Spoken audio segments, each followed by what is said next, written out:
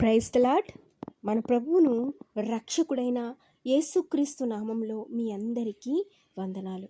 మరి పరిశుద్ధ గ్రంథాన్ని మనం చూసినట్లయితే పరిశుద్ధ గ్రంథంలో అనేకమైన మాటలు మన కొరకు వ్రాయబడ్డాయి. మరి ఆ వాగ్దానాలన్నీ కూడా దేవుడు మనకి వాగ్దానాలను స్వతంత్రించుకునే కృపని మనకు అనుగ్రహించాడండి. మరి ఆ వాగ్దానాలను దేవుడు మనకిచ్చిన వాగ్దానాలను మనం ఎట్టి రీతిగా స్వతంత్రించుకోవాలి, ఎలా మనం స్వతంత్రించుకోవాలి? మరి చూసినట్లయితే ఆదికాండం 12వ అధ్యాయం 2వ వచనం చివరిలో మనం చూసినట్లయితే నీవు ఆశీర్వాదముగా ఉండెదు. మరి మన జీవితం ఇతరులకు మేలుగా ఉందా లేక బాధ కలిగించే విధంగా ఉందా అని మనం గమనించినట్లయితే మన జీవితం ఇతరులకి వరం అవ్వాలా లేకపోతే శాపం అవ్వాలా అని మనం గమనించినట్లయితే మన జీవితం ఇతరుల పట్ల ఎలా ఉండాలండి? దేవుడు మనల్ని ఈ లోకానికి ఒక ఉద్దేశంతో పంపించాడు. మన మాటలు, మన ప్రవర్తన, ప్రేమ, సహాయం వల్ల ఇతరులు ఆనందపడితే మనం మేలుగా ఉన్నట్లు. కానీ మన కోపం, ద్వేషం, అబద్ధం, బాధ పెట్టే మాటల వల్ల ఇతరులు కన్నీరు పెట్టినట్లయితే అది శాపం లాంటిది. మరి మొదటిగా మనం ఇక్కడ చూసినట్లయితే దేవుడు మనల్ని ఆశీర్వాదకరంగా ఉండమన్నాడు. మరి పరిశుద్ధ గ్రంథంలో మనం చూసినట్లయితే దేవుడు అబ్రహాంతో చెప్పాడేమని చెప్పాడండి? ఆదికాండం 12వ అధ్యాయం 2వ వచనంలో మనం చూసినట్లయితే నీవు ఆశీర్వాదముగా ఉండెదు. అంటే ఈ మాటలు మనం చూసినట్లయితే ఇక్కడ చూసినట్లయితే నిన్ను చూసి ఇతరులు ధైర్యం పొందేలా ఉండాలి. మరి రెండవదిగా మనం చూసినట్లయితే మన మాటల వల్ల ఇంకొకరు దేవునికి దగ్గరయ్యే విధంగా ఉండాలి, దేవుని వద్దకు రావాలి. మరి మూడవదిగా మనం చూసినట్లయితే మన సహాయం వల్ల ఎవరికైనా ఆనందం రావాలి, సంతోషం రావాలి, హృదయం నిండా అటువంటి సంతోషాన్ని పుట్టించగలిగే విధంగా ఉండాలి. మరి ఉదాహరణకు మనం చూసినట్లయితే ఒక చీకటి గదిలో ఒక అంధకారం నిండి ఉన్న ఒక కారు చీకటి ఉన్నటువంటి ఒక ప్రదేశంలో చిన్న దీపాన్ని వెలిగించినట్లయితే మొత్తం ఆ గదంతా కూడా వెలుగుమయమవుతుంది కదండి. అదేవిధంగా ఒక మంచి మాట వలన ఒక మనిషి ఒక కుటుంబాన్నే మార్చగలడు. మరి అవును కదండి. మరి ఈ మాటను మనం చూసినట్లయితే ఒక మంచి మాట వలన, ఒక మనిషి ప్రవర్తన వలన ఒక కుటుంబాన్ని మార్చగలిగితే మరి దేవుడు ఎంత సంతోషిస్తాడండి మనల్ని బట్టి.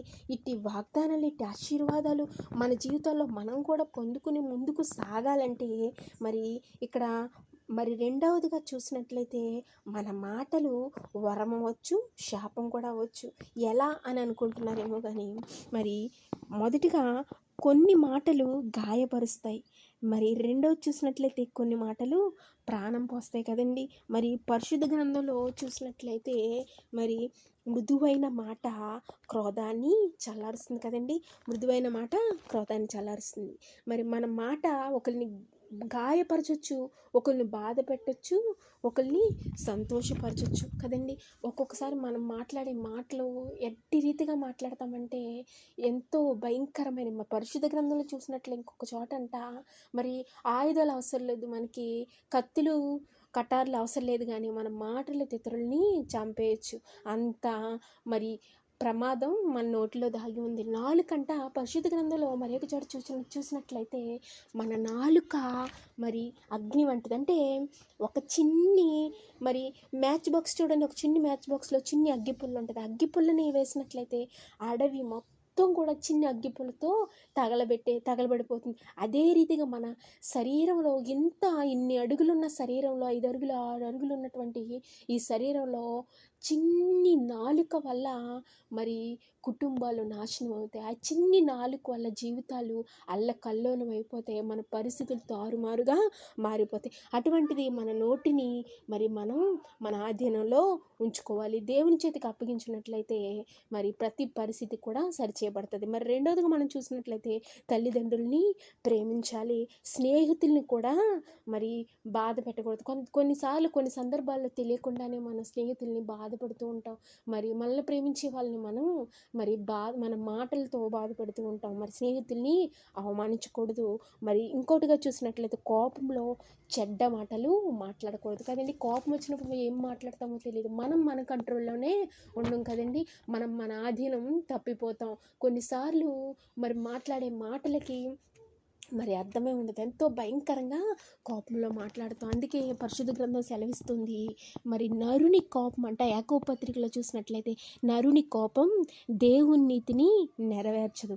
మరి మన కోపం నిమిషం మాత్రం ఉండాలి. మరి దేవుని కోపం చూడండి, ఆయన కోపం అంట నిమిషం మాత్రం ఉంటుంది. ఆయన దయ ఆయుష్కాలం అంతా ఉంటుంది. మరి ఇంకొకటి మనం చూసినట్లయితే ఎగ్జాంపుల్కి ఒక చిన్న ఎంకరేజ్మెంట్ వల్ల మరి నిరాశలో ఉన్న ఒక వ్యక్తిని మళ్ళీ లేచే అవకాశం ఉంటుంది కదండి. మరి చిన్న ఎంకరేజ్ చేస్తే, చిన్నగా వాళ్ళని ప్రోత్సహించడం వల్ల ఎంతో నిరాశలో సమస్తం కోల్పోయాం, ఇంకా నా పరిస్థితి ఇంకా లేదు, ఇంకా అన్నీ కోల్పోయిన స్థితిలో ఉన్న వాళ్ళని ఒక చిన్ని మాటతో మరి మనం ప్రోత్సాహపరచవచ్చు కదండి.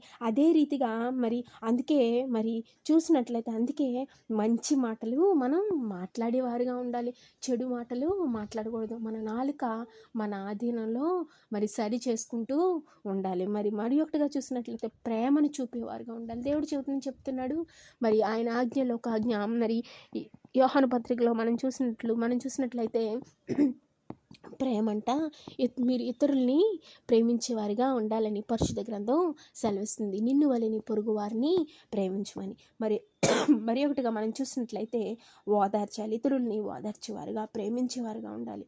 మరి ఈ పరిశుద్ధ గ్రంథం నుండి మనం చూసినట్టు అనేకమైన విషయాలు మనం చూడొచ్చు. ప్రేమ మరి క్రోధాన్ని చల్లారుస్తుందంట, ప్రేమ సమస్తాన్ని తట్టుకుంటుందంట, ప్రేమ దేన్నైనా తాళుతుంది, ప్రేమకు అంత శక్తి ఉంది. దేవుడిచ్చిన మరి మనకిచ్చినటువంటి ఆజ్ఞల్లో ప్రేమ కలిగి జీవించమన్నది. చూడండి, మరి ప్రేమ ఉప్పొంగదు, ప్రేమ డంబముగా ప్రవర్తింపదు, ప్రేమ మరి అవమానపరచదంట, ప్రేమ అగౌరవంగా ప్రవర్తింపదు. మరి అట్టి ప్రేమను కలిగి జీవించినప్పుడు మరి దేవుణ్ణి మన మాటల్లో చూపించేవారుగా, మన ప్రవర్తనలో చూపించేవారుగా ఉండగలుగుతాం. మూడవదిగా మనం చూసినట్లయితే యోసేపు జీవితాన్ని యోసేపు జీవితం కుటుంబానికి, ప్రజలకి కూడా ఒక గొప్ప వరంగా ఉంది కదండి. యోసేపు ఎన్నో కష్టాలు పడ్డాడు, ఎన్నో బాధలు పడ్డాడు. మరి తన అన్నలు